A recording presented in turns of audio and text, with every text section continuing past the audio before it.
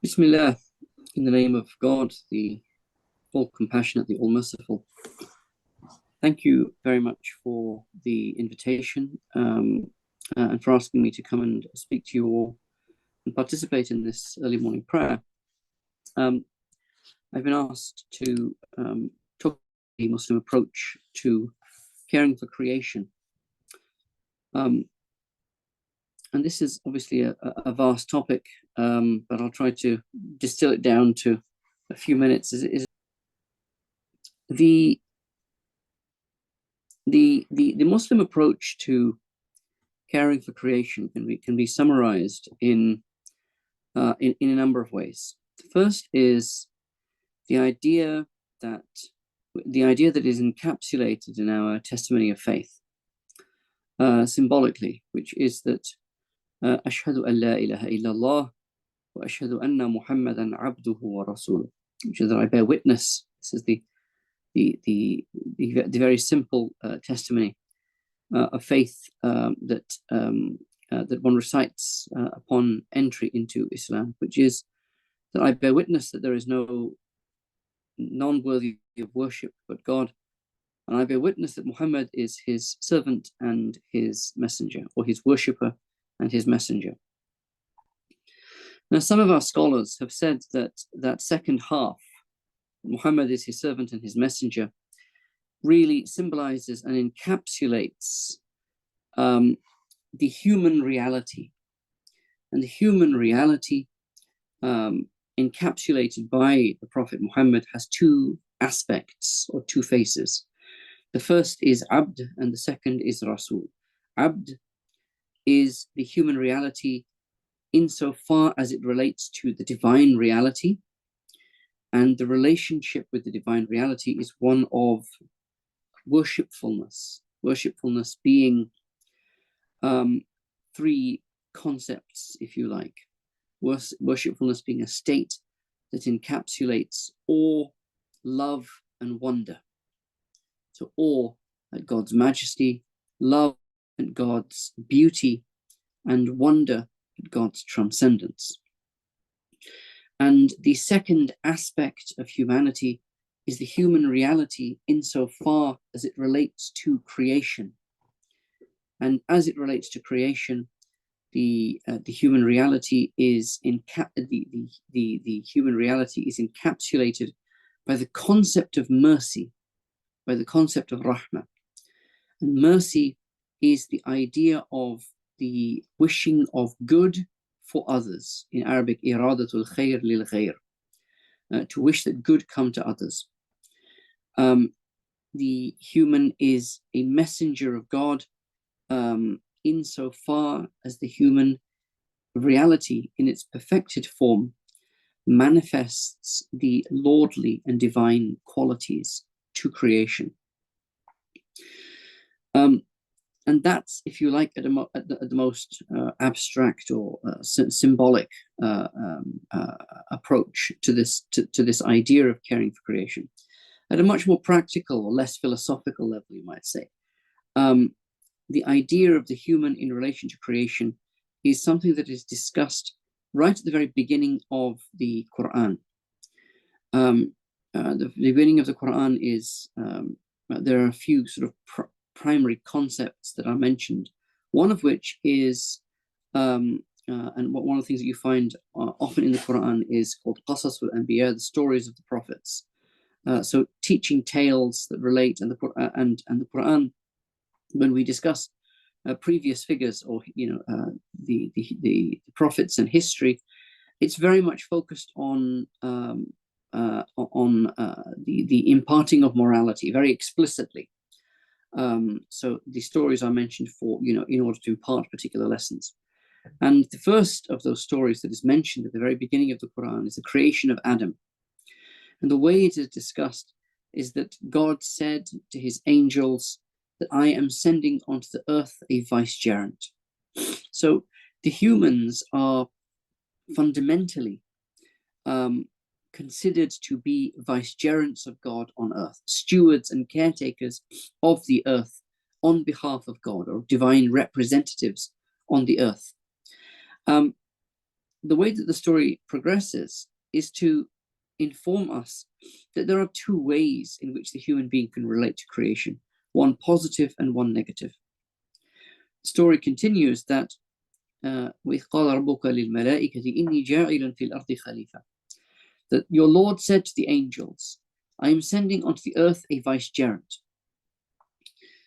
The angels then said, are you sending to the earth one who will only shed blood and wreak corruption upon the earth, while we, your angels, glorify you and hymn your praises? God replied, I know that which you know not. And then God taught Adam all of the names. And the story continues.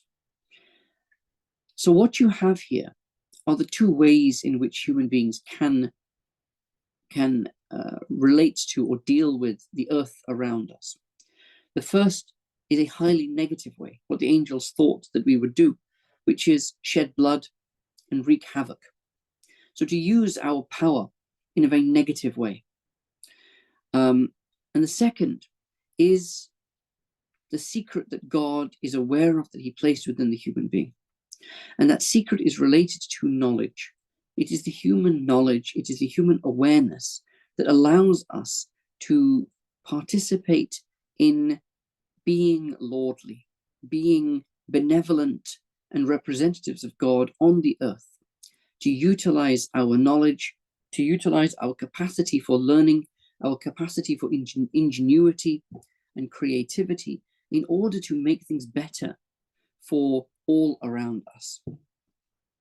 So those are two fundamental concepts: the idea of khilafa, the idea of vicegerency, the idea that as God is the Rabb al-Alameen, the creator, the cultivator, the nurturer, and the sustainer of the worlds, insofar as human beings are representatives of God, insofar as human beings are mirrors of those divine qualities on the earth, human beings are expected to utilize our resources, our intellectual resources, our spiritual and physical resources, in order to bring benefit and to bring betterment to all things on the earth.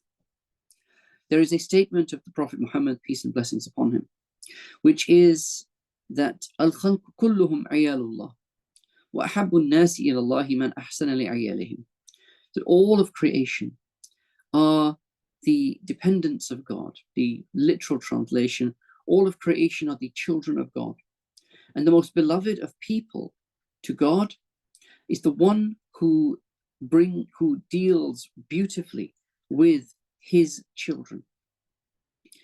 This is a profound statement of the Prophet Muhammad, because what it indicates is the relationship between God and his creation, which is one of love, which is one of nurturing and sustaining, all encapsulated in that word Rabb, the very first descriptor of the divine that we get, the very first adjective that God uses for himself in the Quran in relation to himself, which is that he is the creator, cultivator, sustainer, and nurturer of all creation. And we are told about this relationship between God and his creation, that he so, as you know, in your scriptures, that he so loved the world, that he has this great love for the world, a love like the love of a parent for a child. And it is the responsibility of human beings.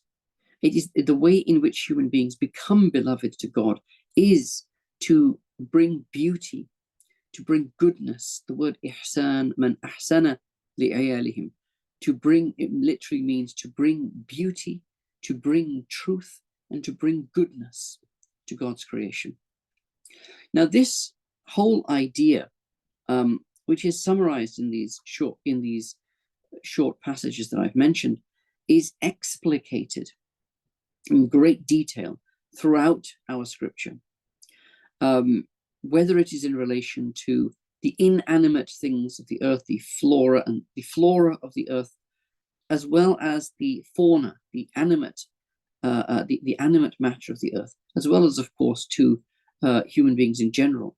this idea that the human being has a responsibility for everything around him, is something that is reinforced over and over again throughout our scriptures, and has given rise to what you might call the paradigm of responsibility, the human responsibility towards others, which, as I mentioned earlier on, is encapsulated in the idea of mercy, the idea of rahmah, which is an expansive term that means to desire that good come to others, as well as the concept of ihsan.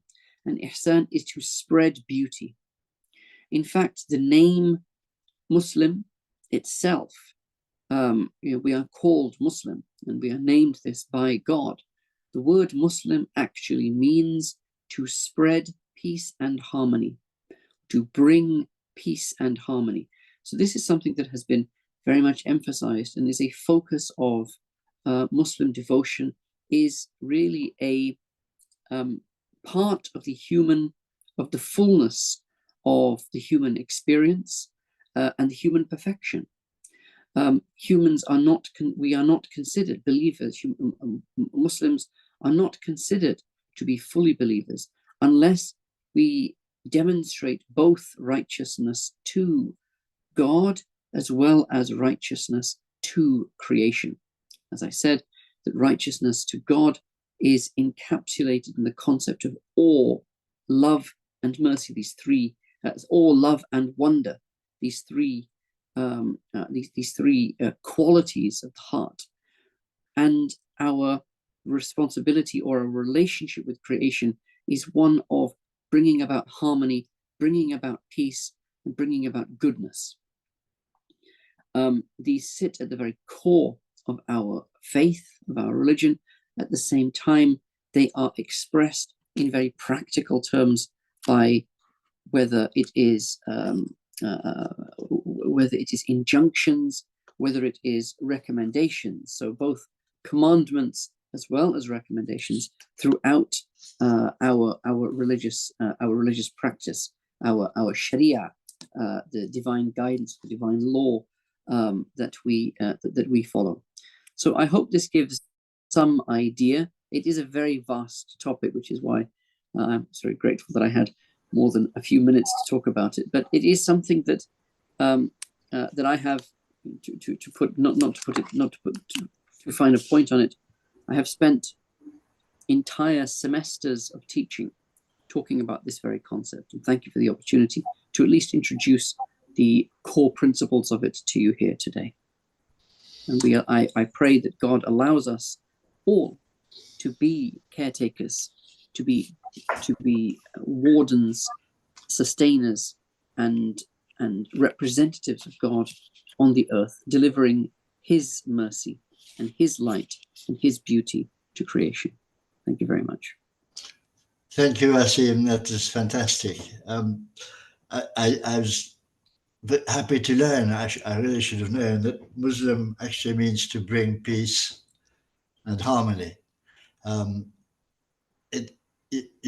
way you expressed that was so lucid and so helpful. We're really, really pleased that you actually made it this morning. Thanks, Asim, very much. Very welcome. Thank you very much. I'll leave you to it.